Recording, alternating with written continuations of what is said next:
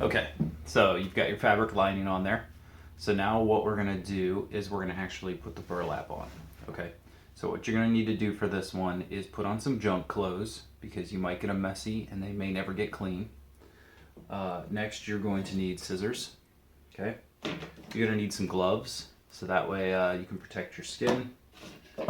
I would grab a couple paint sticks at the local Kelly's. If you know what I'm saying, if you have kids, you can go to Kelly's hardware store and get some paint sticks for free. Okay, grab a couple different sizes, grab a couple of them in case they break. You're just going to need a piece of kind of rope. You can use a bungee cord, doesn't really matter. We're just going to tie it around the neck towards the end to hold everything together. We're going to take it off later, so how it looks doesn't matter. Some scrap, something. Then you're going to need to get some silicone caulk. You want a brown color and maybe a cedar tan color. And you want the brand that will basically, when it dries, it'll still be flexible. So there you go, folks. That's my secret. I don't think anybody else is doing it, and if they are, I don't know about it. But that keeps me from making a mold to make masks. But it allows me to use real burlap and wrap the head, and it still holds its form.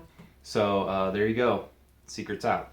And you're gonna need a burlap bag. Okay, this is not such an easy thing to find. Sometimes you gotta find the right kind. It can't be super thin. A lot of craft stores have burlap, but it's way too thin. You don't want just a piece of burlap. I love the bags because when you put the bag on, you can use the seam to kind of come up over the head, and it just adds a whole level of realism that you need. I would make sure you have your photo reference if you're going to go ahead and make like the Cillian Murphy Scarecrow from Batman movie. So it's good to have your reference, have all those other things, and that's it. So let's get started. I'll talk a little bit of the way through. I'll try to keep out of the way of the camera as much as possible, but you have to work quickly, and I suggest you get a breathing mask or do it outside. I'm just doing this. Usually I wear a mask, but I'm not going to, just so that way I can talk to you and show you things as I go, but don't do that normally because it's pretty terrible for you. So that being said, yes, it's not good to breathe this stuff while it's curing, but when it's done curing, it's supposed to be completely inert. I emailed the company quite a few times asking them some questions about, what happens when this is cured, is it safe, so on and so forth, and they said it's completely inert. So you should be totally safe once it's dry. With that being said, make sure that you build your mask in plenty of time so that way it dries. Otherwise you're going to otherwise it's still going to be a little bit wet and you're going to be breathing those fumes with your mask on, which I tell you is not good. I did it the first year that I made one and it about made me sick. So make sure you have plenty of time for your mask to dry and then wear it to your event. Okay, so let's get started.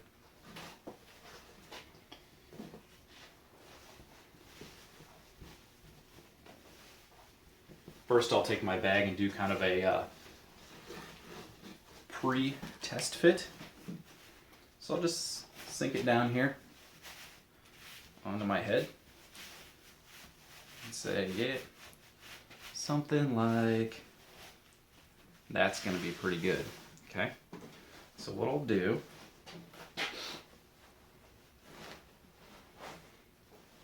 is now I'm going to go ahead and cut off a bunch of this extra stuff, so that way when I'm working with this, I'm not getting it in the caulking and things like that as I'm working. So I'm going to go ahead and try to trim this down beforehand, get things close, so that way when I do it, it'll be simple. So here we go, let's cut.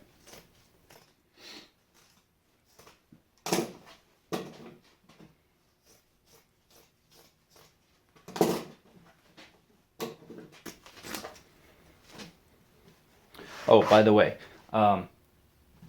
coffee burlap bags work pretty well. The weave is a little heavy, but I find that it's good to, it's pretty decent to kind of sculpt with and work with.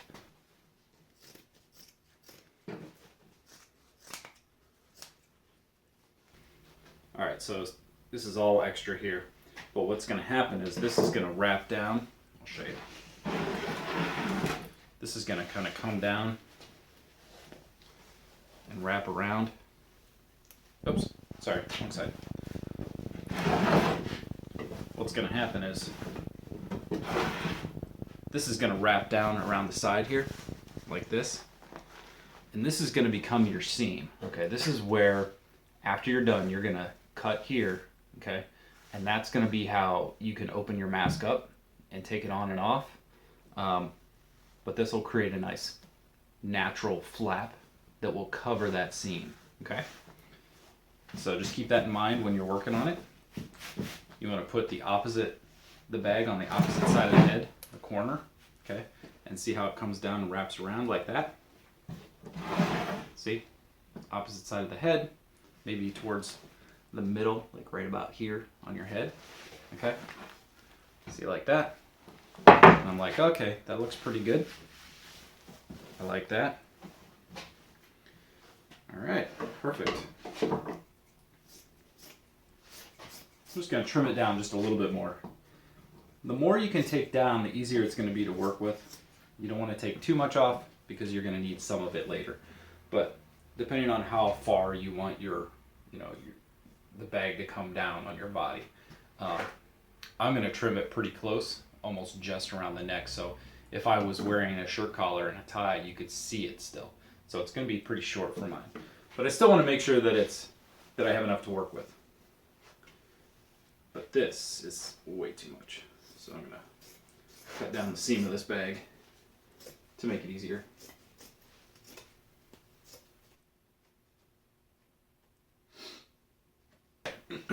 Some writing on the bag is actually kind of cool. It adds some texture and some realism to it. So I usually keep the writing towards the back. Adds a little more interest because the back of the head usually is really flat and there's not much going on back there. So a little bit of the printing that's on the bag is actually really cool. Okay, so what I'm going to do is I'm going to carefully take this off and I'm going to lay it here, and then I'm going to apply my caulking to the head, and then I'm going to put it back on. So I want to do kind of like if your mom ever put socks on you or a kid, where she'd bunch them up on both sides. So all you had to do is stick your toe in and then just shove them all the way up. So I'm going to bunch this up like this, like that. I'm going to fold it over here. And now when it's time to go, I'm going to be able to flip it over and just put it right down on. Okay, so keep track of where your head is, keep track of where that is. So that way when you're ready, you can flip it over and it'll be the right direction. Okay, put your gloves on now.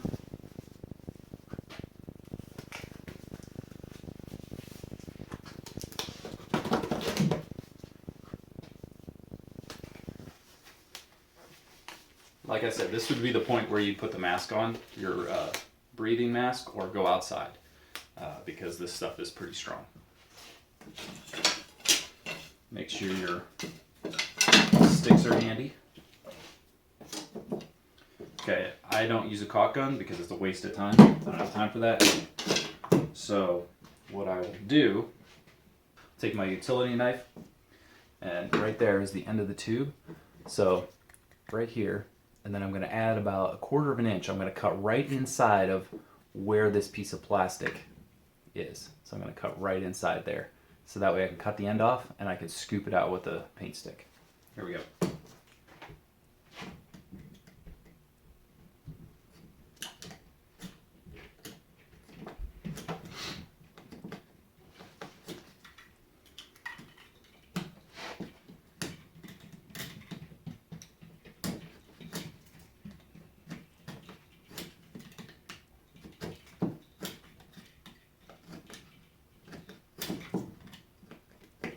I like to get 2 different colors, because with the 2 different colors you can mix them a little bit, and it just adds some extra depth and some extra color to your piece. So, and I think you should do that because then it keeps your piece from looking too uniform. so there's one. I would open them both up so they're ready to go right away.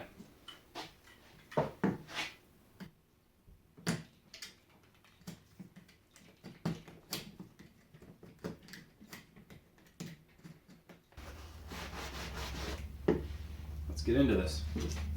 All right, so take your stick. And I'm gonna go ahead and clean off the ends. Every little bit is good to have.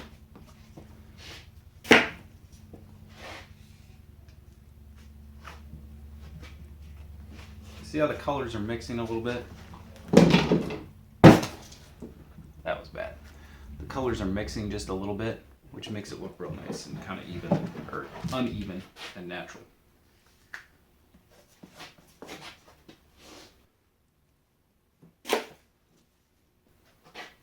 It's just like icing a cake, okay? You want a nice, even across the whole thing. You will find that you're going to end up with more in the face, which is good, because you're going to need that to build out some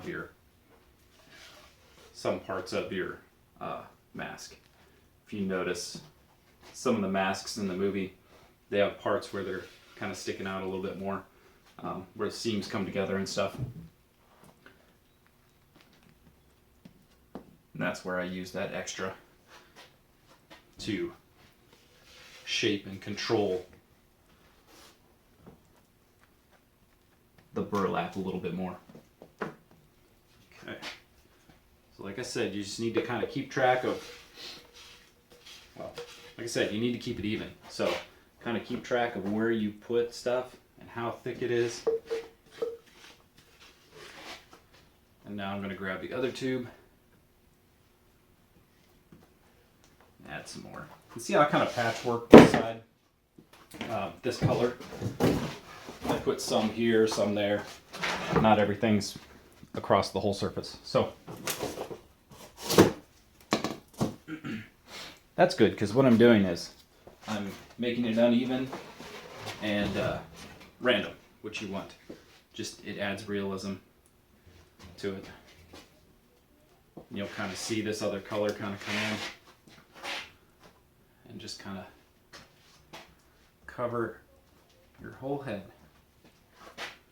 You're going to be a little more selective towards the end, kind of start pushing things around. Feel where the thin spots are.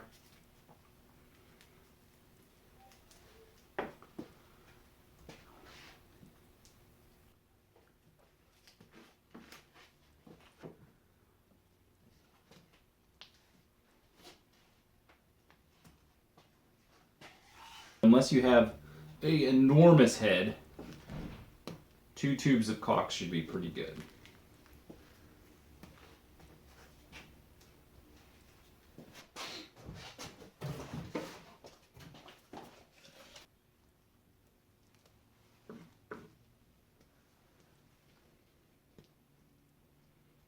Because when it comes to some of this area here, I like to build up the forehead, give it an extra bit of a brow.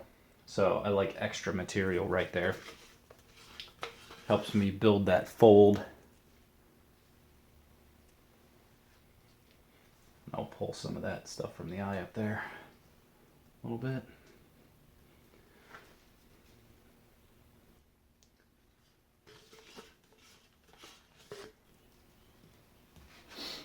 All right, so that's it. Let's put our burlap on now, okay? Coffee break. Out.